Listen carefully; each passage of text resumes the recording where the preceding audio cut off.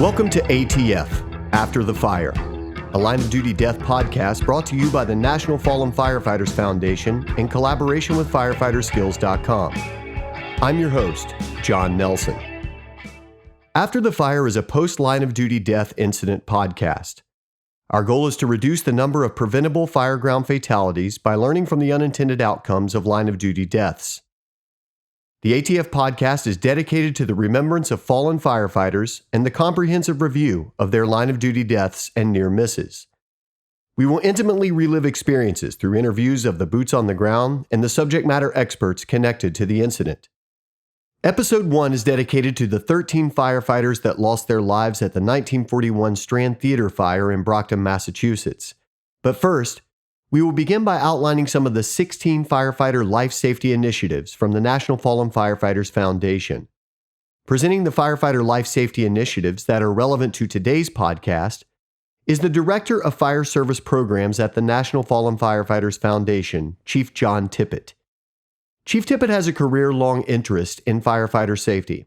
He served 33 years with the Montgomery County, Maryland Fire Department, and he then went on to work for Charleston, South Carolina, as part of that department's recovery from the tragic Sofa Superstore fire of 2007.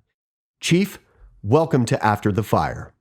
Thanks, John. It's a real pleasure to be here, and the Foundation is very happy to be working with firefighterskills.com with this podcast. The relevant firefighter life safety initiatives we'll be talking about today are number 1, cultural change, number 3, risk management, number 4, empowerment, and number 9, fatality and near-miss investigations. Our goal is to share the lessons learned from these events and help prevent firefighter line-of-duty deaths in the future. Thank you, Chief. The Strand Theater fire of 1941. What is the point of discussing a 78-year-old fire today? Well, I think as we've learned through history of not just the fire service, but history in general, if we don't learn from the past, we will repeat the events that happened. So this fire in particular remains within the top 10 of firefighter line of duty death events in the course of American fire service experience. And we thought that it would be a great first effort to remember the sacrifice of the 13 Brockton firefighters who died in 1941. Yeah, before you got started today, you mentioned that we needed to target fires that have been lost throughout history, bring them back and learn their lessons. I think that's a great idea. Chief, line of duty death reports haven't been around very long. When was the first line of duty death report made public? Some departments through their history would do investigations of events, and the lessons would be published just within the fire department. It wasn't until the 1970s or so that line of duty death events started to go, or the reports that came out of those events started to go beyond the doors or the walls of the fire department where the event occurred. So it's been within a generation of fire service, the last generation of fire service firefighters, that we've started to share those events, not been so closed-minded. The Phoenix Fire Department was probably at the forefront with their efforts to share events that happened with events that occurred in Phoenix. Yeah, it's so important for folks involved in line of duty deaths and near misses to share their experiences. We hope this podcast can facilitate that need. What efforts have been made to encourage firefighters to come forward and share their stories? There's been a couple of efforts that are out there, and there's actually been a shift in accident investigation in industry in general, especially high-risk events. And one of the things that we're looking at is a concept called learning from unintended outcomes. And that's a U.S. Forest Service program that's sort of revolutionized how we look at events. So rather than take the incident itself and then overlay the SOPs or SOGs that are in place, we try to get to the individuals that are actively or were actively involved in the incident that occurred and find out what was going on in their minds at the time that the event occurs. What is it that made them deviate from policy? Why did they decide to take the actions that they took? And look at this through the prism of non-punitive action and really try to drill down into what was going on in their mind that led up to the event. The unfortunate part is when a tragedy occurs, if it's an individual tragedy, we can't talk to that person. But very rarely in our field is there just one person that was part of an event that leads to a line of duty death. And we do have the benefit of being able to talk to witnesses, other participants, people that were part of the call. Yeah, and isn't the National Fallen Firefighters Foundation also pushing for the involvement of incident commanders in line of duty deaths that they've experienced? Yes, we just recently created a new program called IC to IC, and that's a program that's designed to help and assist incident commanders that experience a line of duty death. So we're currently developing programs to reach out to those incident commanders. We brought together a cohort of 22 incident commanders that had experienced a line of duty death. And that from that core group, we're creating learning experiences, preparing incident commanders for the line of duty death event. We hope it never happens to them, but each of the individuals in this group can tell you they thought it was never going to happen to them either. And we want to make sure that we better prepare incident commanders for some of those circumstances. What an outstanding program. If any of you listeners out there want more information about the National Fallen Firefighters Foundation and what they do, please visit www.firehero.org. Chief Tippett, thank you and the National Fallen Firefighters Foundation for helping firefighterskills.com make the After the Fire podcast happen. We couldn't have done it without you. We look forward to working with you on the many episodes to come. John, we're very pleased with our collaboration with firefighterskills.com, and we're happy to support the effort. It was a pleasure having you on ATF today, Chief. Thank you for your time. You're welcome. Thanks. Pleasure. All right, let's introduce our guest panel today. First, retired Brockton Fire Chief Kenneth Galligan. Chief Galligan worked at Brockton Fire Department from 1968 until 2010. He's a member of the Brockton Historical Society, the curator of the Brockton Fire Museum, an instructor at the Massachusetts Firefighter Academy, and the operations chief of the Massachusetts Department of Fire Services Incident Support and Rehab Units. Chief, welcome to After the Fire. Good afternoon. We also have joining us today author and historian Nicole Casper. Nicole has served as the Director of Archives and Historical Collections at Stonehill College since 2001. She's also the co-author of 2 books with the late James Benson, The Strand Theater Fire and The Brockton Tragedy at Moosehead Lake. Nicole's been working with the Brockton Historical Society since the mid-2000s and currently serves as the Society's president. Nicole, welcome to After the Fire. Thank you. And finally, we have retired Brockton Fire Department Captain Joseph Lacouture. Captain Lacouture worked at the Brockton Fire Department from 1973 until 2003. Captain Lacouture experienced a near miss. And Captain, what year was that? 1977. So you weren't too long with the department when that happened. No. Sir, ATF thanks you for coming by today and sharing your story. Nicole, we'll start with you. Your book, The Strand Theater Fire, is absolutely amazing. It gives us quite the in-depth look at the historical events that led to and transpired on March 10, 1941 in downtown Brockton. You unearthed so much, even the fact that this place was once partially owned by famed bare-knuckle pugilist John L. Sullivan. Let's begin with a little historical background on this bakery-turned-theater. Well, the Strand Theater was actually originally the Empire Theater, built in the early 1900s. It suffered a fire itself as the Empire in 1915 and was rebuilt and renamed the Strand. In the 1930s, the Strand Theater was renovated, and in 1941, tragically, a fire broke out just after midnight on March 10, 1941, and as a result of the fire and the collapse of the ceiling, 13 firefighters lost their lives. Yeah, a routine fire in the cellar turned into 13 firefighters dead and more than 20 injured. As Chief Tippett pointed out earlier, it's still one of the top 10 deadliest firefighter disasters in U.S. history. Let's dive into that tragic day, March 10, 1941. You depicted it as a cold, wet, rainy night. Please talk to us about how that fire was discovered and some of the more intimate details about the scene. So Saturday night, it was a normal Saturday night with shows playing. After the last show, they were cleaning up just after midnight. The fire was discovered in the basement. They went to Firebox 1311. Well, before we get into that, I wanted to bring up what Chief Galligan had said before the podcast about moviegoers that evening saying they smelled smoke. Chief, would you mind elaborating a little on that, please? Yeah, we were listening to the interview with retired Chief Burrell, who was the last surviving member of the Brockton Fire Department of that fire. He has since passed away. And he mentioned in his discourse that several of the people that were in the theater mentioned later, of course, that they had smelled smoke.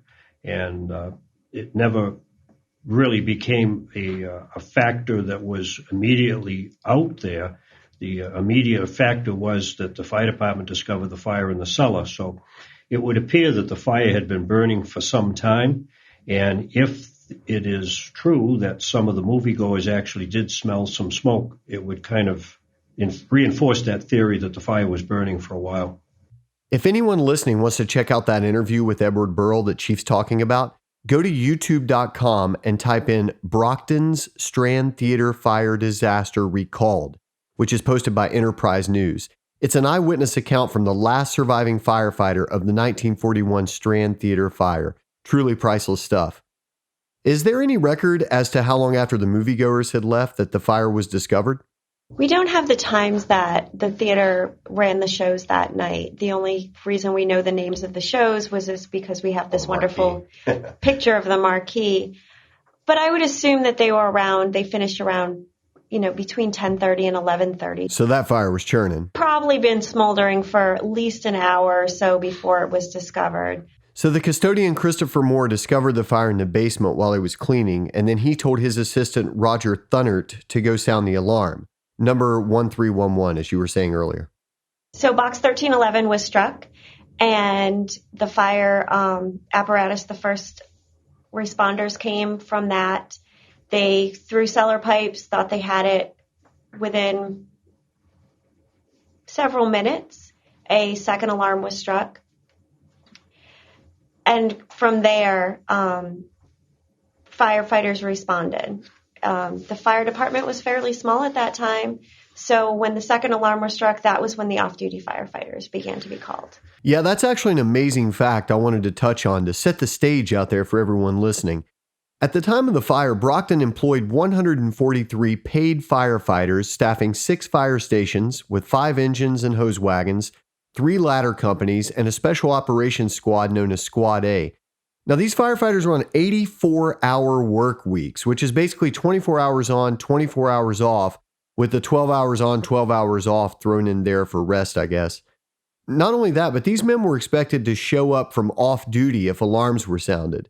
So in other words, if a second alarm or a general alarm was struck and you were off-duty, you were expected to be there. Before moving on with the story, I think we need to take a moment to give credit to Connie Lyons. He's the Brockton Enterprise night reporter responsible for so much of the first-line history of this event. Nicole? So Connie Lyons was a reporter for the local newspaper, the Brockton Daily Enterprise. And to give a little bit of history, the Strand Theater was located right next to the Brockton Police Station. Within feet of the Brockton Police Station and within feet of Brockton City Hall. And he was sitting in the police station, probably most likely waiting for somebody to be brought in on charges. And he was the night reporter. And this quote from the book, I was talking to Mrs. Alice Devine, police matron, when the first alarm sounded. Jumping into the police ambulance with house officers, I went to the fire scene. We find that very interesting because, again, he was only feet from the fire scene. Yeah. Upon entering the theater, I observed the firemen under Deputy Chief Murphy chopping a hole in the flooring on the left side of the main entrance to the matinee floor. Once the flames broke through, the smoke filtered through the theater to such an extent that Deputy Chief Murphy sounded a second alarm. So from this quote and from what we know of the fire, we think that there was some delay before he got there because obviously he didn't hear about the fire as the alarm was struck. Obviously, the firefighters had already gotten there.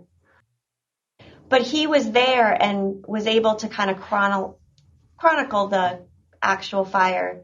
Second alarm was sounded at 12:44. First alarm was at 12:38. So they knew they had a fire going. You know, that's a surprisingly good response time considering how alarms were transmitted back then. Chief Galligan took us on an amazing tour of the Brockton Fire Museum and demonstrated how those firefighters would have received such an alarm. We're posting a video of that on our website for you listeners to check out. Chief, tell us about the inner workings and efficiency of Brockton's multilinguistic call box system. Well, we still have a telegraph fire alarm system in the city with over 500 boxes in the system. And we generally refer to that system as our multilinguistic call box system because anyone that needs assistance from the fire department, you can simply pull the hook and a fire truck will respond to whatever your emergency is. And in today's society where there's a lot of linguistic problems in the city, even if you don't speak English, you can still call for help. And that's kind of where that term came from. So the box 1311 was the box that was pulled by the night custodian, and that was the first notification that the fire department had of the fire. And that box being downtown was known as a 3-engine company box because it's a high-value district with a lot of big buildings. The first alarm assignment was 3 engine companies, a ladder company, the squad company, and the deputy acting as the incident commander. The first alarm was pulled at 12:38, the second at 12:44. Again, that response time is remarkably quick. How close were the responders to the Strand Theater? Well, the headquarters station is located on Pleasant Street, which is only several blocks from the theater, and the response time from Station 1, the headquarters station, to this theater was probably not much more than a minute.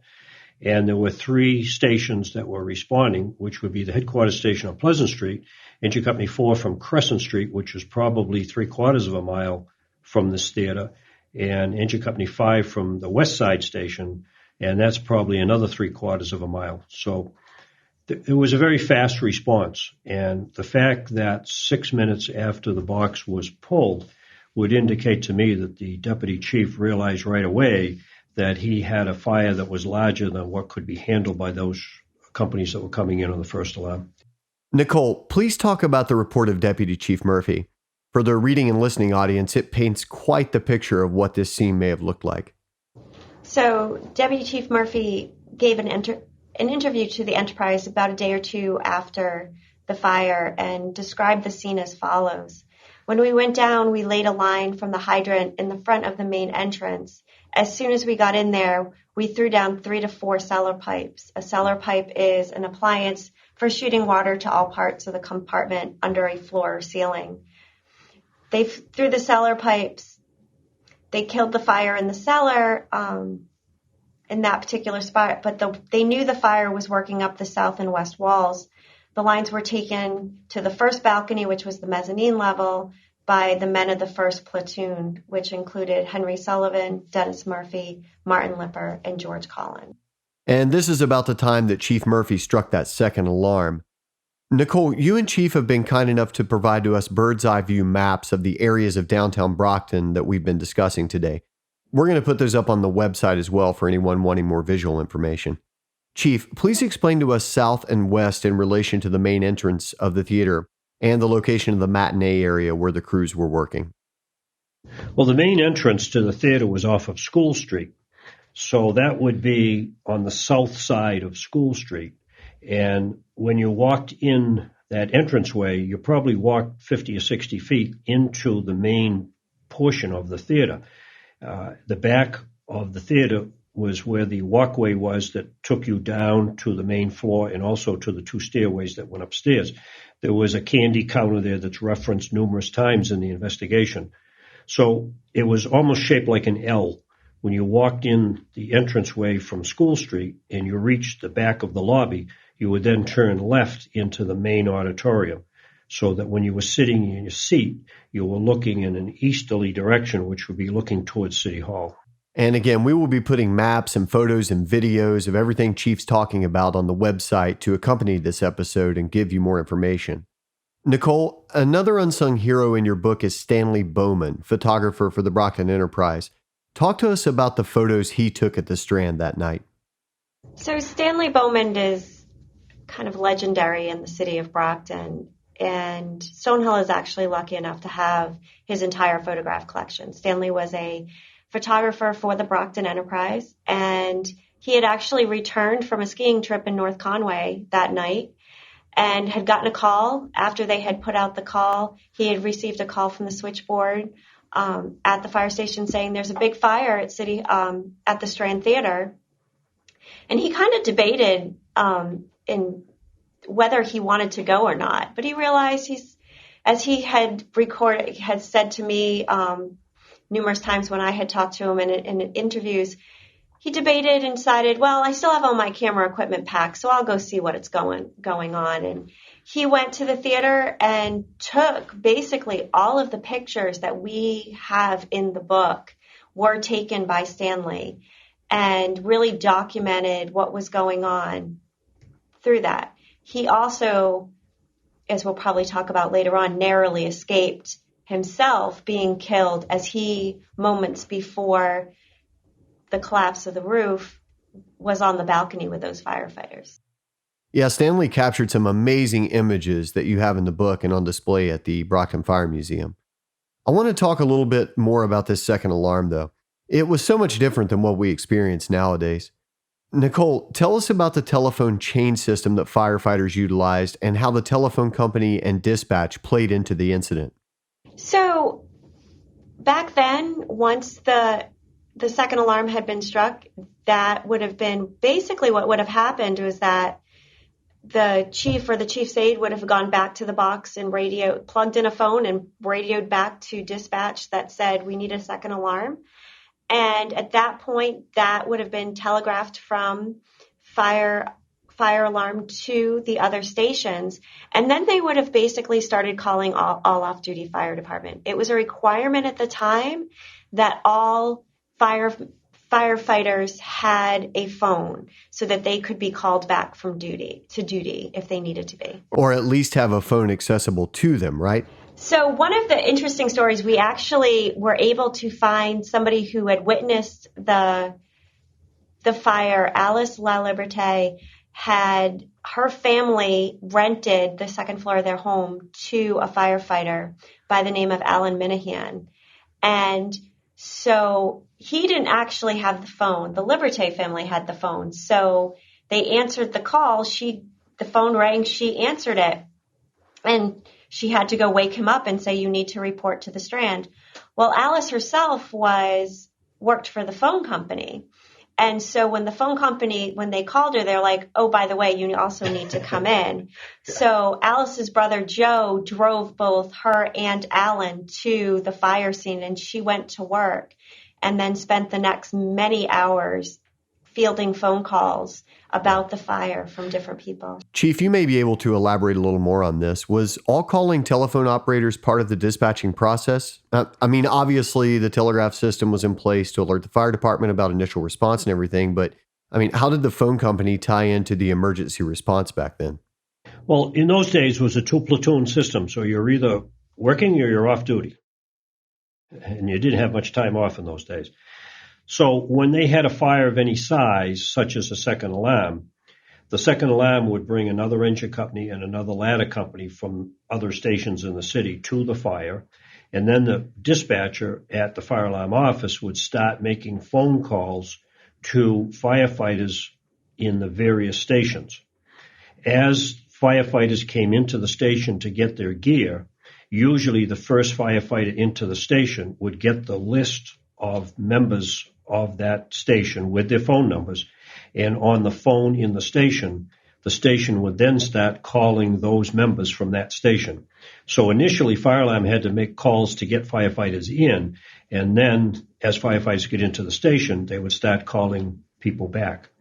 So those people that were off duty were called back to work, and they were expected to return to duty, and there was no extra pay for it or anything like that. It was all just part of your responsibility. Chief, before the podcast, we were discussing all the civilians in the hot zone of the scene and their involvement in actively fighting this fire. You mentioned the sense of responsibility. It's as if everyone felt that sense of responsibility. When we look at the photos, there's just so much civilian presence and participation. It's kind of mind-blowing by today's standards. They're literally in fedoras and pea coats wrangling a hose line and helping the firefighters. It really does seem like there was like an all-for-one, one-for-all attitude with these guys. I say all this because it seems like not only was there an all call for the firefighters, but once word got out, it seems like every man in the community that could was in there trying to make a difference on this fire. It also makes me wonder how in the world there were no civilian fatalities. Nicole, you wrote that there was even a group of folks, including the mayor, inside of the theater on the stage watching firefighters actively working. Yeah, so most of the civilians kind of had gathered on the stage and were watching the firefighters go up to the mezzanine and balcony levels. So wait, these civilians were inside of the theater, only about 50 feet away from where the actual firefighting was taking place? Totally different time. And today we have, scene safety officers, things like that. Back then, they didn't have any type of thing. I just think we ought to just clarify that just a little bit, that those people that you're going to see in the photos in civilian clothes that are on the stage, and those people were all known to the fire department. Most of them were known as Sparks at the time. These are people that were friendly with the fire department. They followed the fire department. They supported the fire department. So these were not people that just came in off of the street. These were people that were basically at the time allowed inside the so-called fire lines. And they knew, how far they could go into a building. And there was times when they knew that they had to stay outside. But quite honestly, when you look at the pictures and see the pictures of the stage, it was probably determined at that point that things were relatively safe. But in today's society, that would never be allowed.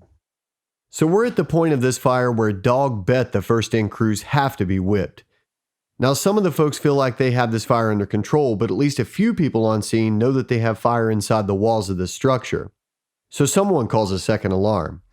Nicole, you write that John Carroll, a captain, entered the smoke and heat-filled theater and headed to the balcony. As the smoke and fire grew with intensity, one of the chiefs struck the general alarm at 1:19 a.m. So these guys have been going hard, no respiratory protection, no rehab for roughly 40 minutes. The fire's grown exponentially since the first alarm. After the general alarm is struck, over 100 men, 5 engines, 3 ladders, and Squad A, with additional response from West Bridgewater, Abington, and Stoughton, all these men, all these places were actively providing firefighting efforts alongside Brockton FD and backfilling stations. At probably its greatest point of development, the fire has flames breaking through the roof of the Strand while firemen are still inside. Ironically, the only people going between the inside and outside seem to be the reporter and the photographer. There was truly no communication between the inside and outside divisions. Well, you have to realize at the time there were no portable radios such as we have today. So communication at that time was people hollering at each other or sending a runner to give a piece of information or whatever.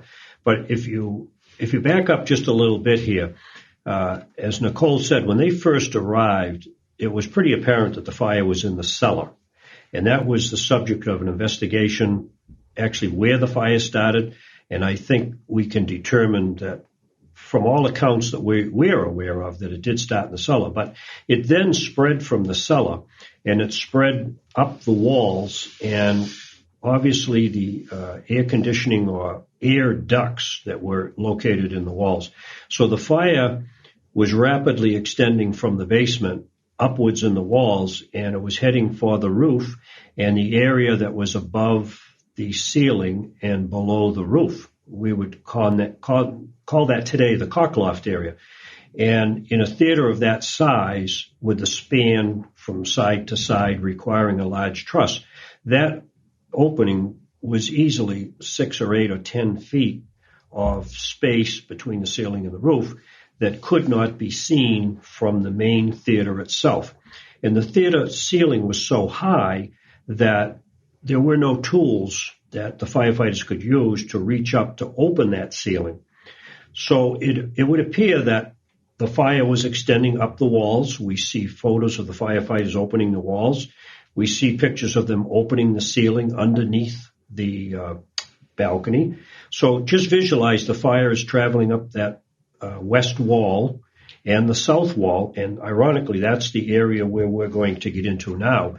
So the fire is not only going vertical up the walls, but it's also spreading horizontally in the ceiling of the balcony. So you'll see the firefighters pulling that ceiling. Chief, let's talk a little bit about the construction of the Strand. Sure. So the exterior walls of the building were brick, and as Nicole said, it was a building that had been renovated. It was a prior theater. So the walls were of brick. The interior was wire, lath, and plaster. Which is a firefighting nightmare. Yeah, it is. And, in most homes of that era, the interior walls were constructed of what was called wood lath and plaster. Wood lath is thin boards that are attached to the studs, and then they put plaster over that like mud and smooth it off, and that gives you the nice interior walls. Well, in a building of this size, of a commercial building, instead of using wood, they would use wire lath. So visualize something almost like chicken wire with smaller holes. So when they put the mud on, it would adhere to that metal, and it would actually stick better than if it was wood. So in order to open up the walls to get at the fire that's traveling between the outside brick wall and the lath wall, a space of could be 6 or 8 inches, it's very time consuming to open that because the metal is unforgiving. And by the time you open a hole, the only opening you got is the hole that you made. Whereas with wood lath, when you punched a hole in the wall and pulled it, a whole big section of the wall would come out. So in this theater, that wire lath was very difficult to open. It's very time consuming, and the guys at some point were getting exhausted because of all the work they were doing. So just visualize now, well into this fire, the second alarm companies are arriving, the off-duty guys are arriving, the first alarm guys are pretty exhausted. So they had determined that the fire had got beyond the balcony area, so it was up in the second floor area. And it would appear that, unbeknownst to those people inside the theater, that the fire had extended into this so-called cockloft area between the ceiling and the roof.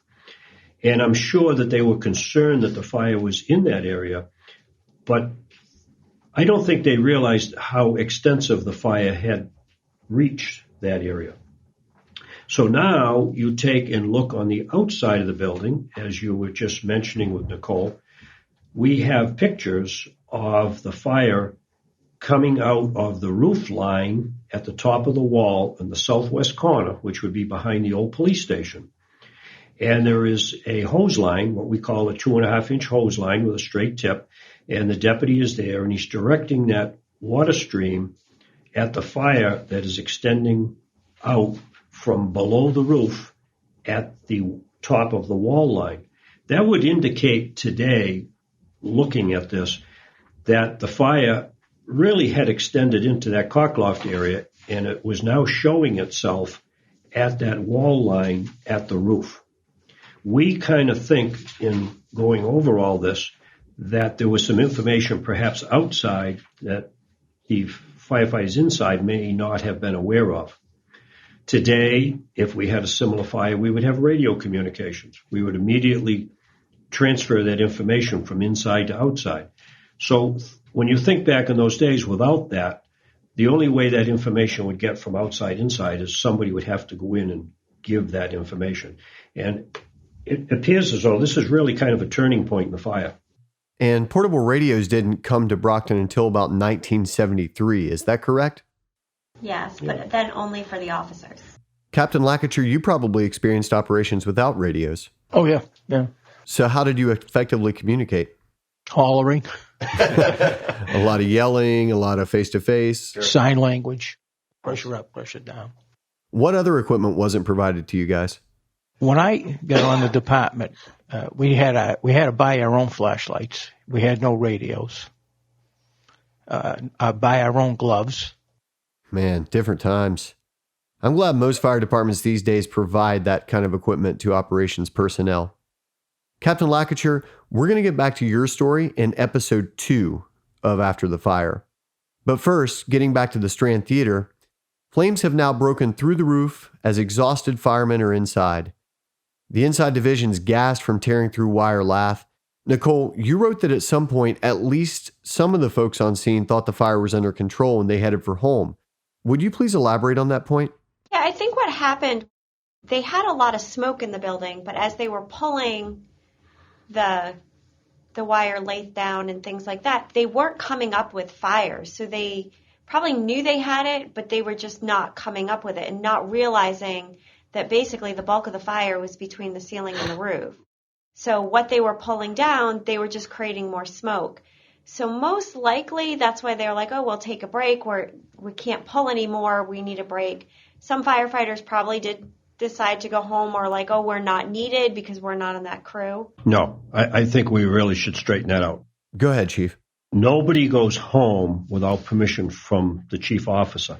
I think what they were referring to is the bystanders that were watching the fire thought the fire was out, and the bystanders started leaving. Okay. But the firefighters didn't. So I think that's a key point we've got to straighten out. Yeah, that also helps explain why there are no civilian fatalities at this fire, because most of them probably left the scene or at least left the hot zone. And I'm kind of speculating here, but that does make sense, Chief.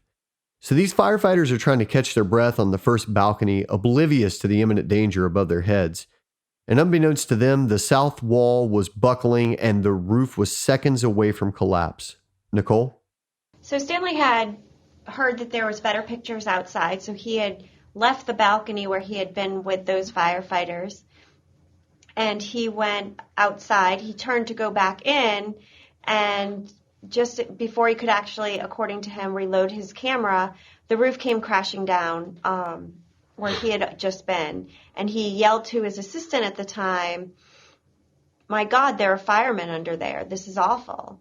And so all of a sudden they realized that basically this whole huge roof came crashing down, and where they had 13, 15 men sitting kind of rehabbing for a few minutes, now they were trying to find them. Yeah, I'm going to quote your book here real quick, Nicole. The south wall buckled, and the roof above it crashed to the ground. A bloody fireman emerged from the stage door and yelled, "There's about 20 of them trapped in there." You know, it really makes you appreciate the proper staging of rehab, situational awareness, and communications between inside and outside divisions. Chief, why do you think the roof gave way? Well, you got to realize that when you go into a theater of that size, there are no supporting columns from sidewall to sidewall. It's a wide open view. So in order to support the roof, it requires a superstructure to hold that roof up. And that was a steel truss, a series of steel trusses that extended from the north wall to the south wall. Those trusses were, I would estimate, 5 to 6 feet wide from the top cord to the bottom cord. And those trusses sat in a pocket in the brick wall. So when they built the wall, they made a pocket for the steel to sit into. It would appear that when the fire was burning undetected above the ceiling and below the roof, that steel structure was being heated. If you read a book on building construction, the book that was written by Francis Brannigan, who was an expert on building construction relative to the fire service, he references in there that steel over a distance of 100 feet will actually expand about 9 inches. So if this steel was being heated in a confined spaces in this cockloft area, that steel being heated, using his reference, you would have to presume that steel was elongating. It was stretching from side to side. When you look at the wall where the stream is being directed from outside, in that picture, it certainly looks as though that wall is separating from the main wall. It looks like the wall is pushing out. So if you look at that wall that looks like it's being pushed out, and you consider the fact that steel, when it's heated, will expand, it will elongate, it would appear that the steel pushed part of the wall out, the steel disengaged from the pocket that it was sitting in, and the steel fell. And when the steel fell, there was no longer any support for the ceiling, and there was no support for the roof. There was some talk that the ceiling let go before the roof, but whether it came down together as a unit or 2 separate collapses, the end result was when the ceiling and roof structure collapsed, all of the weight of the roof and that ceiling and the steel all came down on top of the firefighters that were in the seats. Now, if you look at the collapse pictures, it was only the last several trusses towards the rear of the building that came down. The front part, which was over the stage and the orchestra pit, all stayed intact. So the reports that the fire was in the cellar, it was traveling the back and the southwest corner wall, puts the fire right in the area that we see from outside where they're directing that hose stream. And knowing that, I think it can reasonably presume that the fire was heating that steel. The steel expanded, the steel came out of the pocket on the wall, and the steel fell. When you look at the aftermath of the pictures, that massive steel truss is radically twisted. And that obviously was from a lot of heat. So there had to be a lot of fire above that ceiling, and a fire in a confined space in a truss-supported building is a very, very dangerous fire. And there's been numerous fires throughout the country over the years where buildings have collapsed because of truss failure. And there are also many fires where trusses have collapsed and killed firefighters. This one that we're talking about today is certainly one of the largest loss of life due to a truss collapse in a building. And from what we can gather, I think the facts that we have are pretty accurate, that the fire started in the cellar, came up the walls, came up the air ducts, lodged itself in that cockloft area, burned for quite some time, elongated the steel pushed the wall out, came out of the pocket that it sat in, and down came the ceiling and the roof. Was there any indication to the men inside that this massive steel truss was giving way above their heads? I mean, did they see any flames or any indicators at all? You know, when you read the reports, there was a lot of smoke in the building, and it's kind of unusual, too, that the first action of the fire department when they arrived was to put several cellar pipes in operation. A cellar pipe requires cutting a hole in the floor, and it's a device that you insert down through the floor. It sprays water in a lot of directions, and usually that is used when a firefighter cannot get into a cellar. A cellar fire is a very dangerous fire because there's no really way out. Right. You go down the stairs, and once you're down in the cellar, the only way out is the same stairs you came up. So there's no reference that I have seen of them ever getting down the cellar stairs in the early stages of the fire. So to put a cellar pipe or several in operation, it was pretty obvious to them that that fire was in the cellar. It was also generating an awful lot of smoke. So when you look at the fire conditions, the smoke conditions in the building, there's certain telltale things that you're looking for, like cracks in the wall, noises that are being made. But really, in the course of firefighting, with the noises that are around associated with firefighting, plus all the smoke, there are things that can get missed. And obviously, officers are looking for those telltale things. And in this case here, the truss that failed was hidden by the ceiling. So if it was undetected, really from within inside the theater, it isn't something that you would readily see. Now, when you think about the firefighters that were up in that southwest corner sitting in the balcony, they most likely were the first alarm companies that had been working for quite some time, and now they're being supported and relieved as firefighters are coming in off duty. That doesn't happen quickly. It doesn't happen instantaneously.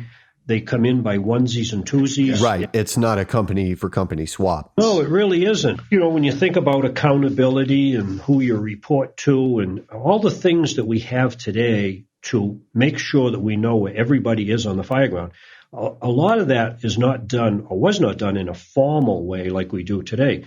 So those firefighters that had been working extensively, we say were sitting, they probably were taking somewhat of a break, but we also realized that they were waiting for a hose line to be brought up into that area. So it could be that, you know, they suspected that they had some fire up there and we needed a hose line up there, and they're waiting for other companies to get enough manpower together to stretch a hose line all the way up into that balcony. That's a labor-intensive thing to do. It takes time to get a hose line up there. So it was like a whole series of events that kind of all came together, and the tragedy occurred. You mentioned hose lines. Nicole, in your book, you pointed out that there were 14 2.5-inch lines on the ground during the fire. Granted, not all these were flowing water at the same time, but that's still a lot of water. I mean, any firefighter can attest to the fact that when you're pulling the 2.5, that's a big fire, big water situation. If you multiply that by 14, you're talking about some serious gallonage. How are the municipal water system and fire departments set up to accommodate that amount of water? Well, first of all, a 2.5-inch line is probably the largest hand line that a firefighter is going to operate. We have an inside line, which we call 1.75 inches, which we use basically in residential fires. And a 2.5-inch line is the type of fire that would be used in a commercial operation. That hose line flows a minimum of 200 gallons per minute. If you think of the faucet on your sink, you're lucky if you get a gallon a minute, and this is flowing 200. So when you talk about 14 of these, do the math, and you can see there's a lot of water flowing at various times. To support that, Chief, what type of tips were they using in 1941? Most of the tips at the time were straight tips. They were either 1 inch in diameter or 1.1 inches in diameter, and they would 1 inch tip flows 200, 1.1 inches flows 250. So that's the kind of stream that would be flowing. So all of this water has to come from the water mains in the street. And the water mains in the street are the same water mains that domestic water comes from and for firefighting. And when you look at the maps that we have here, you can see Main Street has an 18-inch main, which is a pretty large main, and Montello Street has a 24-inch main. So there was plenty of water in the downtown area to support that kind of flow. So even though a lot of the side streets had 6-inch mains on them, they're all supported by very large mains. And the firefighters were able to boost those pressures too, right? Yeah, that's why we have pumping engines. You're going to hear of combinations in engines, which make up an engine company. And the combination is the hose wagon, basically, that lays the hose from the water supply to the fire. So in this case, the combination would drop a 2.5-inch line from the hydrant. The engine would hook up to the hydrant. And the hydrant would probably have 60 to 70 pounds of pressure in it. And the purpose of the engine is to increase the pressure to give you a proper stream coming out of the nozzle and to overcome friction loss of the water going through the hose. Chief, would you mind defining combination? Sure. Combination is a term that came about in the fire service many years back, where the chemical wagon, which was a separate piece, and the hose wagon, which was a separate piece, were combined into one. So years ago, they had a chemical wagon, a hose wagon, and a steamer. They then combined the chemical wagon with the hose wagon and called it a combination. So it was a combination of water and hose. So now it became a two-piece company. You had the combination and you had the engine. So for this fire at the Strand Theater, the role of the combination was to stretch the hose line from the hydrant to the fire. The role of the engine was to hook up to the hydrant, attach the 2.5-inch line to the engine, and increase the pressure to give them the proper nozzle supply. Something we've yet to discuss is the electrical trades local assisting with the rescue of trapped firefighters. There were all kinds of different organizations that helped out and stepped up, providing aid, rehab, search and rescue. Nicole, talk to us a little bit about Herbert Ferris and the electrical trades local. So as they needed to rescue the firemen and find those who were missing, several of the local trades unions came to help, and who knew buildings. At that point, there was some fear that the building would collapse even more, so they were trying to be careful but recover, the wounded and the missing as soon as possible. So one of the tradesmen, Herbert Ferris of the electrical trades local, who assisted, told the Brockton Enterprise later that day that, to one familiar with construction, the cause of the tragedy goes back to the days when the building was built. When it was built, no metal beds were set in to hold a steel girder with which held up the roof over the balcony. The fire worked its way up into a corner beam which supported the girder, and the flames heated to metal red hot. When water struck the hot metal, it buckled and let down the roof. Now, as Ken has mentioned from Brannigan's construction book, the steel really probably expanded. Whether it contracted when the water hit it, we don't have any proof. This was one one theory. I think the theory that Ken talked about, where it extended and pushed the walls out, is probably more feasible and more likely what would have happened. You also wrote a profound statement that I wanted to share with our listeners. 12 women were now widows, 24 children fatherless. 19 of those children were under 21, the youngest being 6. Only 2 men had no children. And these numbers increased after the release of that statement, correct? Right. When the 13th firefighter passed away, it became 26 children and 13 widows. Right. When you walk out the door heading to the firehouse for your shift, and you kiss your spouse and your kids, you say, "I love you. I'll see you in the morning." That might be the last time. And that is why training and being situationally aware are so important. Everyone goes home. I want to thank each of you for participating in our first ever episode of After the Fire. Chief, please let everyone know how they can visit the awe-inspiring Brockton Fire Museum. The Fire Museum is located at 216 North Pearl Street in Brockton. It's right off of Route 24, pretty much opposite the Good Sam Hospital.